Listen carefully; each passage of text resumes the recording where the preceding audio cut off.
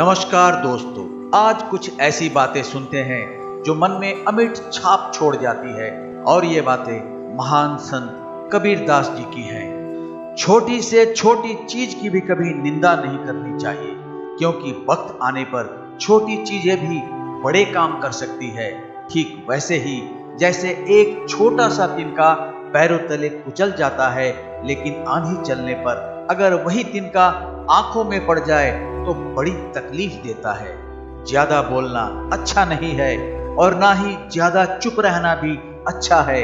जैसे ज्यादा बारिश अच्छी नहीं होती, लेकिन बहुत ज्यादा धूप भी अच्छी नहीं है। केवल कहने और सुनने में ही सब दिन चले गए, लेकिन यह मन उलझा ही है, अब तक सुलझा नहीं है। यह मन आज तक चेता नहीं है, यह आज भी पहले जैसा ही है। मनुष्य का जन्म मिलना बहुत दुर्लभ है। यह शरीर बार बार नहीं मिलता। जैसे पेड़ से झड़ा हुआ पत्ता वापस पेड़ पर नहीं लग सकता। जो व्यक्ति अच्छी वाणी बोलता है वही जानता है कि वाणी अनमोल रत्न है। इसके लिए हृदय रूपी तराजू में शब्दों को तोलकर ही मुख से बाहर आने दे। सज्जन पुरुष किसी भी परिस्थिति में अपनी सज्जनता नहीं छोड़ते, चाहे कितने भी दुष्ट पुरुषों से क्यों ना घिरे हो। ठीक वैसे ही जैसे चंदन के वृक्ष से हजारों सर्प लिपटे रहते हैं, लेकिन वह कभी अपनी शीतलता नहीं छोड़ता। जब मैं इस संसार में बुराई खोजने चला तो मुझे कोई बुरा ना मिला। जब मैंने अपने मन में झांक कर देखा तो पाया कि मुझसे बुरा कोई नहीं है। बड़ी बड़ी पुस्तकें पढ़कर संसार में कितने ही लोग मृत्यु के द्वार पर पहुंच गए, पर सभी विद्वान न हो सके।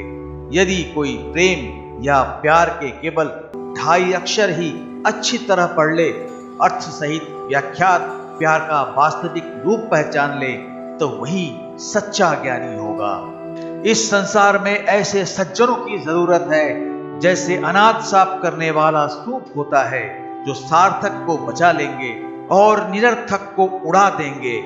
मन में धीरज रखने से सब कुछ होता है। अगर कोई माली किसी पेड़ को 100 घड़े पानी से सींचने लगे, तब भी फल तो ऋतु आने पर ही लगेगा। कोई व्यक्ति लंबे समय तक हाथ में लेकर मोती की माला तो घुमाता है, पर उसके मन का भाव नहीं बदलता, उसके मन की हलचल शांत नहीं होती। ऐसे व्यक्ति को सलाह है कि हाथ की इस माला को फेरना छोड़कर मन के मोतियों को बदलो या फेरो। यह मनुष्य का स्वभाव है कि जब वह दूसरों के दोष देखकर हंसता है, तब उसे अपने दोष याद नहीं आते, जिनका ना आदि है ना अंत। जो प्रयत्न करते हैं वे कुछ न कुछ वैसे ही पा ही लेते हैं। जैसे कोई मेहनत करने वाला गोताखोर गहरे पानी में जाता है और कुछ लेकर आता है, लेकिन कुछ बेचारे लोग ऐसे भी होते हैं जो डूबने के भय से किनारे पर ही बैठे रह जाते हैं और कुछ नहीं पाते। जो हमारी निंदा करता है उसे अपने अधिकाधिक पास ही रखना चाहिए। वह तो बिना साबुन और पानी के हमारी कमियां बताकर हमारे स्वभाव को साफ करता है। इस संसार में आकर अपने जीवन में बस यही चाहत है कि सबका भला हो, और संसार में यदि किसी से दोस्ती नहीं तो दुश्मनी भी ना हो। समुद्र की लहर में मोती आकर बिखर गए, बगुला उनका भेद नहीं जानता, परंतु हंस उसे चुन चुन कर खा रहा है। इसका अर्थ है कि किसी भी वस्तु का महत्व जानकार ही जानता है। जब गुण को परखने वाला गाहक मिल जाता है तो गुण की कीमत होती है, पर जब ऐसा गाहक नहीं मिलता तब गुण कौड़ी के भाव चला जाता है। हे मानव, तू क्या गर्व करता है? काल अपने हाथों में तेरे केश पकड़े हुए है। मालूम नहीं वह घर या परदेश में कहां पर तुझे मार डाले।